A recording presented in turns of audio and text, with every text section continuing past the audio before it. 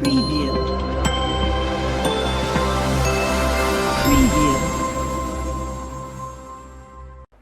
Good afternoon and welcome to your #1 show, The Orange Couch on Afronova TV. You can stream live www.afronovaradio.com. We are also live on Facebook. You can watch us at Amateli Center for Creative Writing, on Instagram, on Twitter at Afronova. I am your host, Ruth Aye, and I'll be taking you from now to 3:30 p.m. This program is proudly sponsored by the Center of Creative Arts and Amateli Center for Creative Writing. My guest today is a very intelligent one, and she's one of Ghana's foremost female news anchor, helming multiple roles as a presenter and an anchor on Metro TV.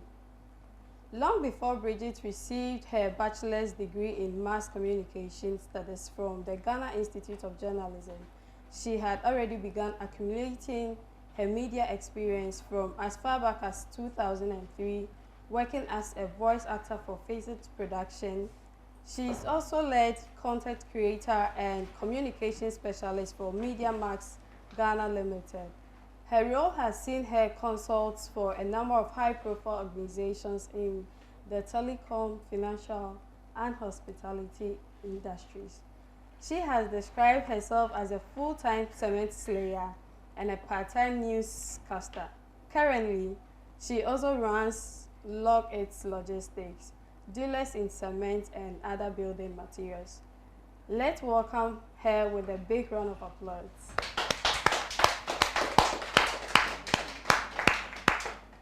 Welcome, Bridgette. Thank you. In pictures, do you look beautiful? Hey, You incredible. look so beautiful. Incredible. How are you? I'm fine. How are you feeling? Good. Right? Yes. All right, great. Okay. So you are a professional journalist. I like to think so. Tell us the pain, the disappointments, the success, your journey through it. Wow, well, quite a bulky question. So, look, I didn't dream of becoming a journalist. I just loved watching, beautiful women on TV, and especially Gifty Auntie. Wow. And, I thought I would grow and, have her chains.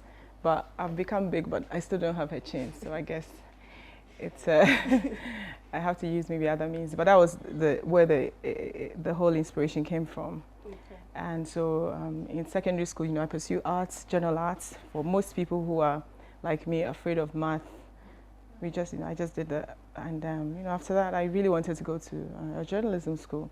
AUCC wasn't born then. So I went to Ghana Institute of Journalism. And, right there, I got the experience, the opportunity to work with a studio, Facet Production. And, we were just doing voice. So, if a company wanted a voice for their products and services, we're just happy to do it. I was happy that a friend at GIJ, took me to that school, to the studio. Okay. And, I just kept, going back. And what that did for me was to help me nurture my voice. And in fact, so right after GIJ, then, it was a paid work, by the way. And right after GIJ, national service, I was posted to the Ghana Ports and Harbours Authority PR section, because it's a port, obviously there's no journalism thing there. So, but then at the port, because the port deals with the media, interacts with the media, we had people coming from radio stations. And I remember a guy coming in, he said he's from Good News FM, and I said, I'd like to, come there. I have a fantastic voice, So, but, he took me on, and I think it was Valentine's Day, so I went on that station, and it was a tree station. So you can imagine I was doing English. So I went there and I read really nice, lovely love letters. And I thought, I think I can be good at this thing, So right after my national service, fortunately, I think I may have done something well, because the manager of the ports, the PR manager, said to stay and work at the port. And I said, no, my dreams are far bigger than this port. I want to go to Accra, pursue journalism, because the best and the brightest are in Accra, and I believe I can be one of the best, so why not go to Accra? So yeah, I came and Unfortunately, you know, my journey, I wouldn't say was a tragic one. I think I've been lucky, you know, along the way. Because when I came to Accra to Sky Television then was just coming, and you know, we're just moving from analog to digital. And they were the first, you know, private digital media. So Sky Television was looking for new people. And you know, when you're fresh, young, they don't pay much. Yeah. So, you know, they want you cheap. And of course, I'm just happy to get a job. And, you know, I went there, went to interview, and they gave me an opportunity to be an anchor there. And you know, at the interview, they will tell you that, oh, I was going to be a newscaster. And newscaster meant I'm coming on TV to read. As to what impact I was going to have, I had no idea.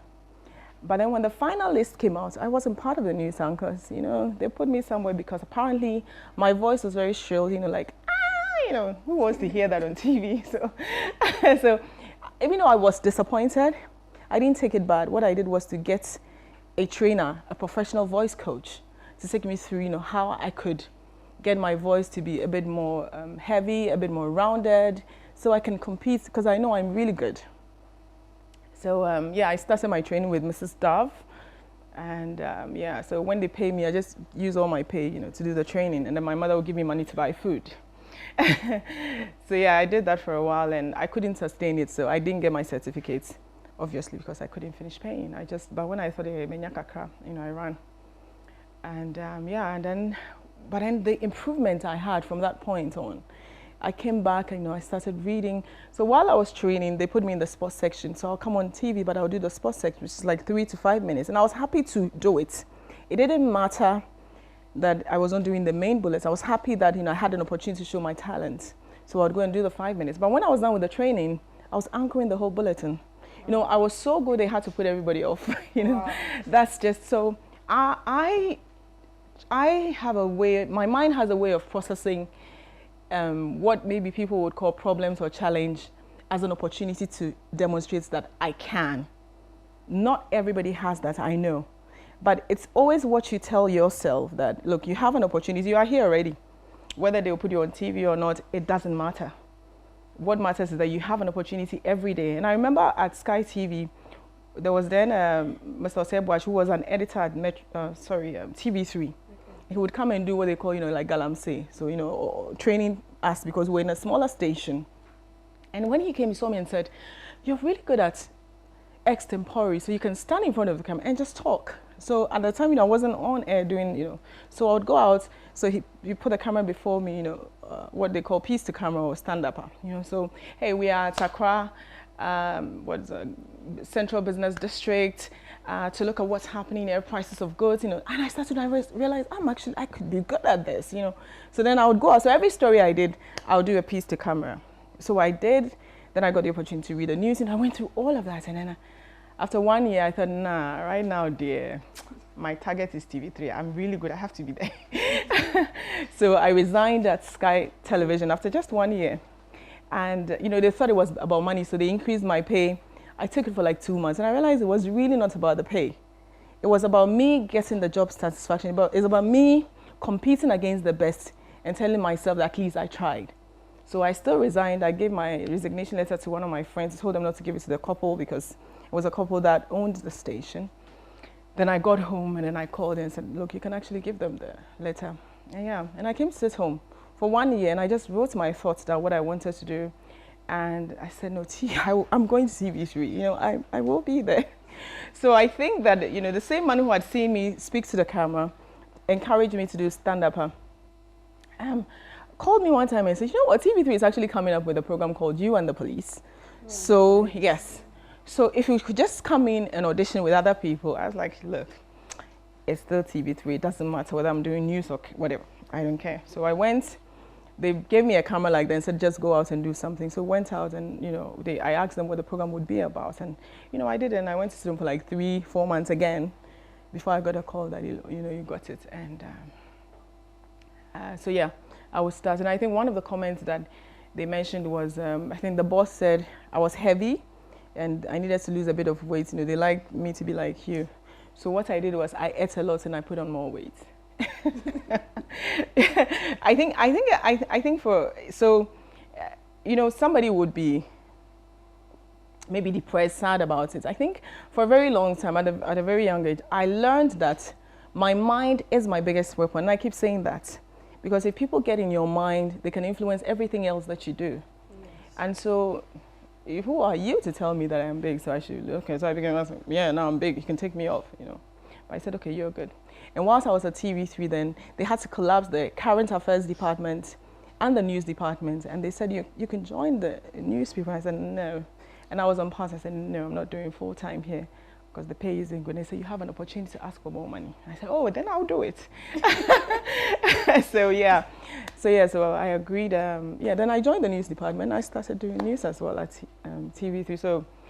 So everything that was supposed to be like a challenge or a problem, I saw it as an opportunity to demonstrate that I can be better or I am up to the task. And I went to compete with the people I thought were the best and the brightest in the industry, and I'm glad they are still my friends today. Wow. That's it. What is the one thing that makes you feel Bridgette Otoo? What makes me? My authenticity. It's not easy to be yourself in this industry will tell you to be something else. I always say this, you know, when I go on Facebook, then I would hear from people who have been to my secondary school say that if I post something, they say, hey, every day they are saying that Bridgette Otoo, be like Bridgette Otoo, be like Bridgette Otoo. But I'll tell you one thing, that school hated me when I was there. Yes, because I stood up to the whole school. I couldn't care less whose feelings was hurt, as long as I was a student representative and I represented the interest of students. Teachers couldn't buy me, lecturers couldn't buy me. And I couldn't care less, all the teachers could be here, I will stand and say what I want to say. It might not be right, they may not like it, but trust me, years down the line, they would appreciate you for saying that. It's not easy. Everybody wants you to be somebody else, you know, oh, be like that. And it's so difficult to not be because you think in your mind that just maybe if I do it, they may like me a little bit. If I do, they may do it. I remember my literature madam called me once and said, I'm making all the teachers in the school cry just because I represented students' interest. And that, oh, if I could just tone down a bit. And I said, if a teacher came to class and said to us that we owed school fees, and so because of that, you're coming to call our parents' names. You know, like, I remember a teacher would say, oh, mama, before, you know, you're like, you're children of thieves, you know. They used to say that in secondary school, you know, they spoke to students anyhow. And then I remember one time I just told her, I said, please, you haven't met my dad before. And you don't know, I never ever call my dad that, you know. And you could be young. I remember a social studies teacher would say, oh, you're so insolent. I was like, I've heard that since I was in class 5. Wow. Here is the thing, and that's what made me Bridgette, right? It's not something, I am not the most likable person. And the truth is, I'm not trying to be the most likable person. I just want to have the opportunity to be me, myself, in a society that is always encouraging to be somebody. Today, I'm the person who was not, I'm the most liked person right now. They've been calling me to come to the school. I'm waiting for the right opportunity. They should try not to give me an opportunity to speak, because if they ask me to speak, I might say, no, I'll encourage the students to be themselves. That they may not like you today, but as long as you go ahead, you study. I'm not saying just be bullshitting people, be rude to people. That's not what I'm saying. No, but make sure whatever you're saying is grounded in the development of the school. What we were fighting for was for students to be better. The school kept blaming students for the bad results. And we did our own poll, we conducted a lot of interviews, realized the teachers were the problem because they had multiple tasks.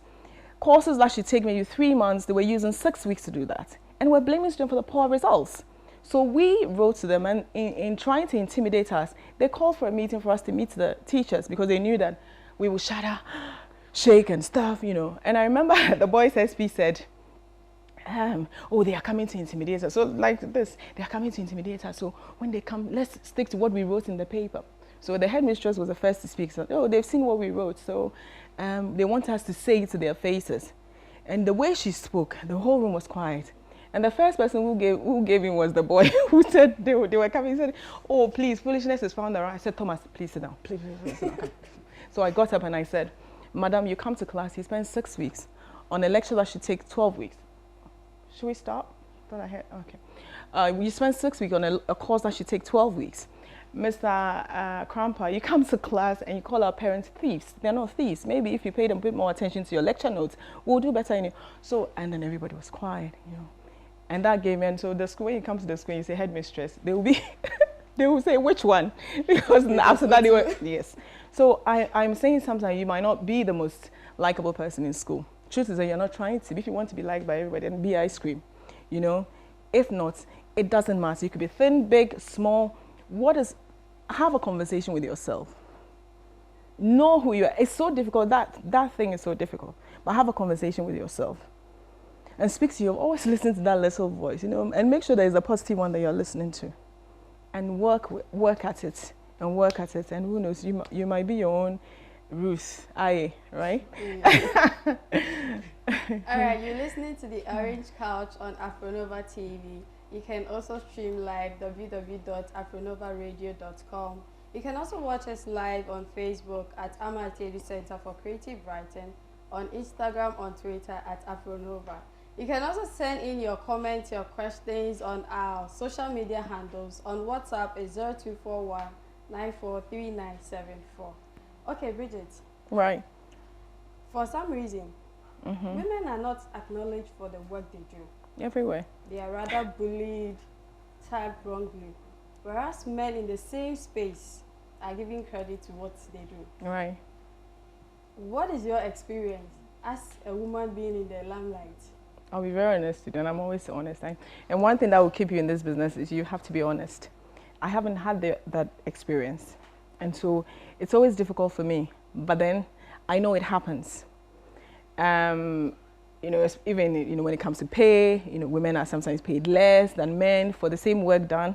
But I have been in spaces where I'm on the same level as men, but I've been paid more, and it's been like that my whole career. And I think it's because of the kind of society we grew up in, where a woman is seen as to be protected. Men are supposed to be the caregiver. So, what are you going to use it for, right? If it's not enough, your husband might top it up, or your partner might top it up. That's the unfortunate. But you have to pay people what they are due. And also, I always say this, that if you're a woman, right, the system must support us. First of all, the systems must be there. But if you have the opportunity, you have to be so good, they would have no choice but to pay you more, demand more. When it got to my turn, that's what I did. I made sure that they heard. They said they couldn't pay. I said, okay, that's fine. I mean, I'm going. I'd rather stay home and grow fat. Sometimes when people ask me to host their show for you, and then I quote I tell them, what I want, and they will say, oh no, this person won't charge that. This person is more famous than you. I was like, but that's why but I didn't say I want to be famous, And they will say, oh, but you have an opportunity. We're giving you a platform. I said, look, I'd rather perform for 10 presidents in a room than to stand in front of 10,000 people for peanuts. Manifest says something when I interviewed. He said, you have to starve to eat. In other words, some opportunities you must reject it to gain it later.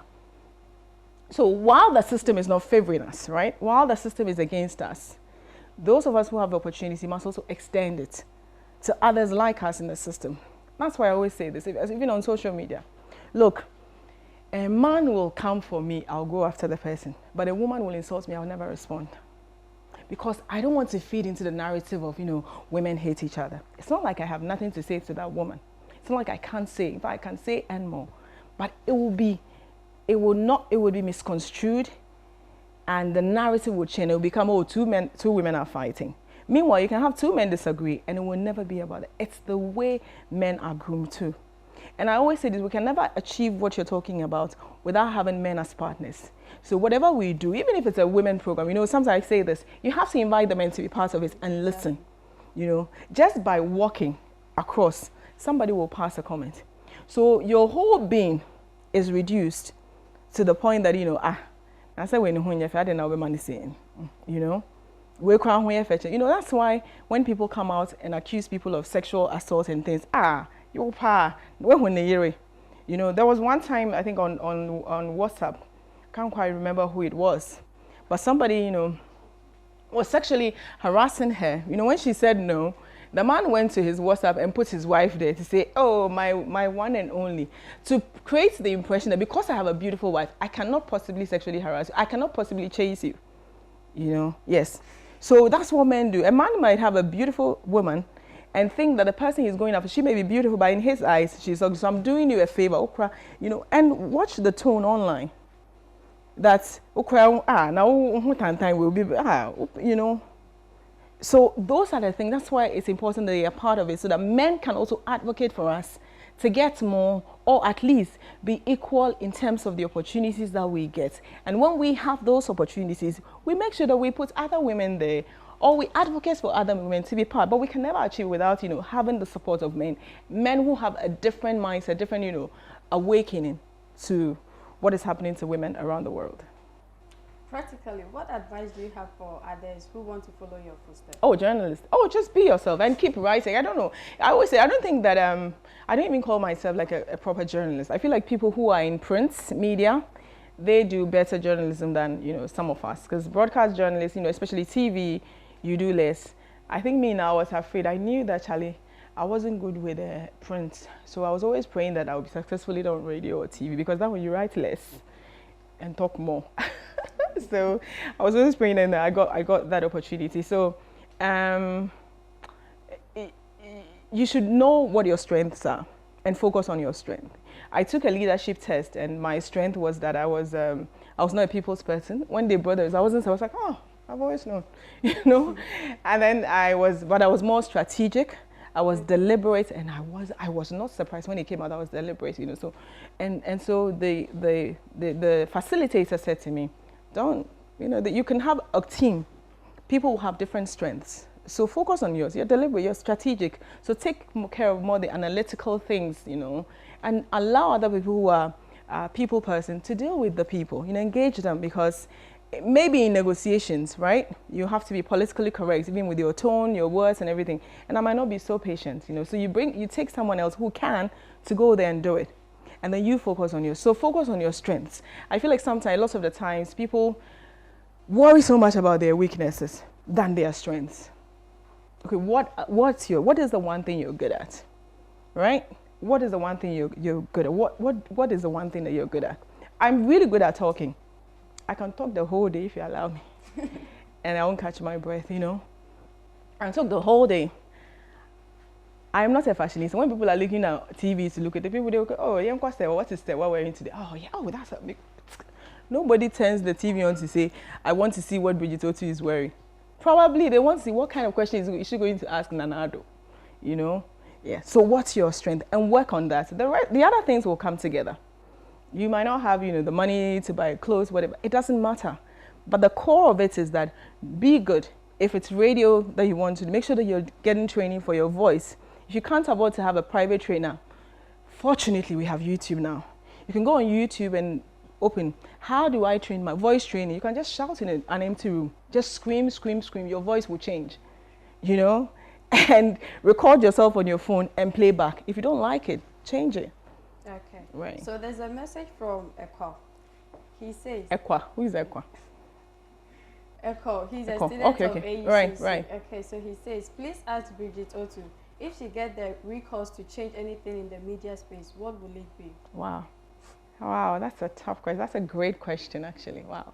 What would I think I would want her to be a bit more professional about sensitive things, especially how we handle victims of sexual assault, you know, rape, and you know, and especially when it involves women.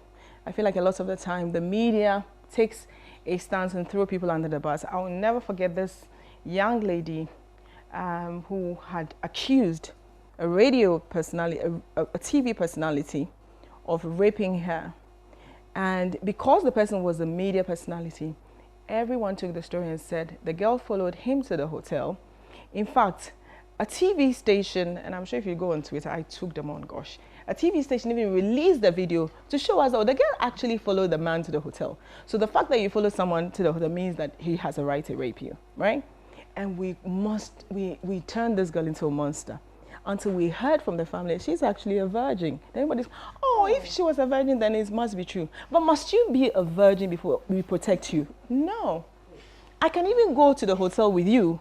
You take your car and say, like, I don't feel like doing it. Let me go. I go. The fact that I follow you there, I must. My routine says I should come. This is not for kids, right? So 8 years and above. No, but then, again, we have to be honest about the conversations, right? Yes. So I must ejaculate. and so you must sexually assault. So I wish that the media we will change the narrative, be a bit more sensitive about sensitive issues. I wish that media houses will be more empowered and resourced to do a lot more investigative journalism, because we need it. We need it if we want to hold our leaders accountable. We need more investigative journalists. Okay, so another message from Kojechi, listening live from Adabraka. He says, people say as a girl, when you want to venture onto journalism, the managers of the various stations would have to sleep or have some intimacy with you. How true is that? They want to sleep with you because of what? Because you want to work at the station.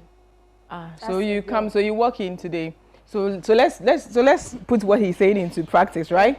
Okay, so TV3 security. Please, I want to work at TV3, Metro TV, GH1. Oh, okay. Manager, come. Let's go do it, but do you see how funny it is? Yes. It's not true. Here is the thing. There are rumors gain legs, negative things gain grounds than positive and truth. Exactly. And it is this thing that has festered, and for so long people think that it's true. Do people get harassed? Yes. People in entertainment, I've heard actors say that. I've heard musicians say that, you meet a manager, he wants to have something to do with you because as a woman. Ask yourself, why don't they do the same to men? Anyway, since we are talking about LGBTQ, maybe they will do it to the men too. But yeah, no. But here's the thing, because, a beautiful woman thinks that, maybe a year or two down the line, this girl will be out of my league. Like, so Ruth, you've started, you're in front of the camera, you come and say, oh, nice girl, I like you, And, but it's, if the person is not raping you, right, you have a right to say no. It shouldn't happen, first of all. You should be judged based on the content of your qualification, of your delivery, and not because you have a bit of ass and the person wants to get some. Yeah, there could be perverts all around, and there are perverts in the media, there are perverts in the movie industry, there are perverts in the music industry. But it is never true that, I don't know any woman who was asked to sleep with somebody, or in fact, fortunately, even, let me see, did I have male bosses? Yeah, I did have male bosses. No, nobody. Except that you're not good, do this well. When they moved me off TV, maybe when they asked me that I wouldn't be on TV, then I'll go and see me and say, oh boss, what should I do? So that next week, then, but I didn't. I went to see a trainer and I said, look, they say my voice isn't good. How do I improve my voice? And when my voice improved, they put me back. Maybe sometimes to maybe people, and not just women, I mean across men, women, and men, women. So I said men, women, and men, women. Okay. Maybe, sometimes you might not be really good and you don't want to have the patience with yourself to take your time and go through these phases and grow. That nobody would deny you that. And so you want to rush and you want to be friend with somebody, oh, come and pick me for lunch. That time that you want to use it for lunch, use it to study. Work on what it is, or what you can do, right? If you are denied an opportunity, ask, what did I do wrong? Why didn't I meet it? And let them tell you, put it down, and go and study for it. But nobody sleeps with anybody to give them an opportunity. There might be perverts in it, but it doesn't happen. And I've never seen a good journalist who did that anyway.